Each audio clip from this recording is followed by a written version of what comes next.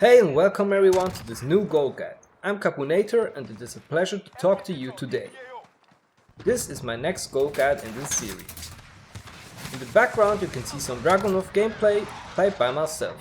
If you want to see more, don't forget to follow me on Twitch, the link is in the description. Today's video I will show you the two ways I played the Dragunov, and I can swear to you, it was a pain. I really don't like this gun and it took me so long to get the grind done. But now I've done it and I will give you my two class setups I was using and my best tips with this rifle. And since I finally managed to get all the marksman rifles and sniper rifles gold, we will have some platinum show off at the end of the video. The Dragunov is the first gun in the sniper rifle category. It is unlocked directly on level 1. The gun can one-shot enemies if you are hitting the mid-chest or higher. If not, you need 2 shots.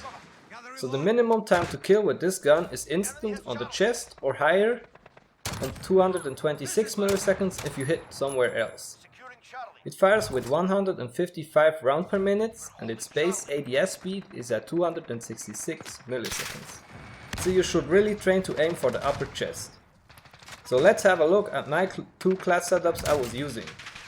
The first one is the long range setup for ground war and 10v10 maps. Here in this class setup I put on the variable cyber scope for better aim at range, the 660mm extended barrel for better recoil control, bullet velocity and damage range, then the monolithic suppressor for better damage range, the F-Tac Hunter scout stock for better aiming stability and the focus perk. This one performs good in the ground war mode, and with the variable sniper scope you don't have the black area around your rectile when aiming. The second one I was using is designed for more close combat situations. Here I was using the TAC laser for better ADS, the 510mm compact barrel for better ADS, the Cronin Pro optic for better ADS, and because I hate the original sniper scope, and then the F-Tac Stalker Scout stock for better ADS and the focus perk, since with this gun the flinch is so hard. You can also put the variable sniper scope on this gun instead of the Cronin optic. And if you like using the original optic, you can do it, but I just wasn't able to play with this one. So next, my best tips for all the camo challenges. The first one is the spray paint. So just play the gun so you'll reach the kills you need easily. Then we go on with the woodline camo and the headshots you need. For this one you need to train aiming for the head. Play some ground war and take your time for the shots. Should not be that difficult with the long range setup I gave you. Then we go on with the digital camo and the crouch kills. For the crouch kills I recommend you to play ground war again. So you can take your time, crouch and aim for the head, since most of the time the enemies don't know where you are coming from. Then we go on with the dragon camo and the one-shot kills you need. For this camo it is really useful to play hardcore. But if you don't like the hardcore mode, you should just try to aim high enough. Use the setup you prefer for this challenge, but me personally I prefer the long range setup. Then we go with the splinter camo. For this one you need to play with 5 attachments on your gun. With the class setups I gave you, this camo will easily progress. Next, the topo camo and the long shots you need to do. For this one I recommend you my long range setup and the mode ground war. You should have no problem to find enemies at long ranges and kill them. Take your time and don't forget to aim for the head and crouch before you shoot. Next, the tiger camo and the mounted kills. Still my favorite challenge as always. Here I can give you the tip to use the deployable cover as your field upgrade. It allows you to mount your gun everywhere. When using the deployable cover, don't forget to crouch behind it and then going into the mounted position. So every time you need cover you can just release your aim button and you are safe again. If you don't like to use the deployable cover, play ground war. There are enough mounting spots on every map. If you need, let me know, I will do a video with the most powerful mounting spots on every map. For me the long range setup works best for this camo. So let's continue with the stripes camo and the double kills you need. For the double kills I recommend you my close combat class setup. Then you should play the shipment or shoot house playlist, since these are some really small maps with a lot of gunfights and enemies. Then you should have no problem to get those double kills done. So let's head on with the reptile camo and the no attachment kills you need to do. Don't forget to swap your class setup once you have done enough of the 5 attachment kills. So just try your best and this camo will be easily done. And now the last of all, the skulls camo. For this one you need to do the 3 kill streaks. For the 3 kill streaks you should choose one of the following ways to play. Number 1, play ground war with the long range setup and play sneaky or use the close combat one on shipment. With both of those you should be able to get the 3 kills without dying. After all this you can be proud of yourself because you managed another gold camo. The Dragunov is probably the worst rifle out of the marksman and sniper category.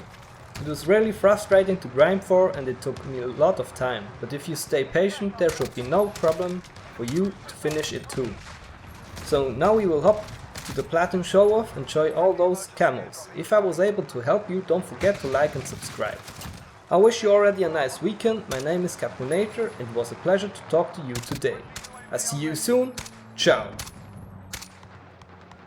Hey and welcome everybody, we finally did it. I just managed to get all the marksman rifle and sniper rifles gold, so let's just have a look at all these platinum camos that we got.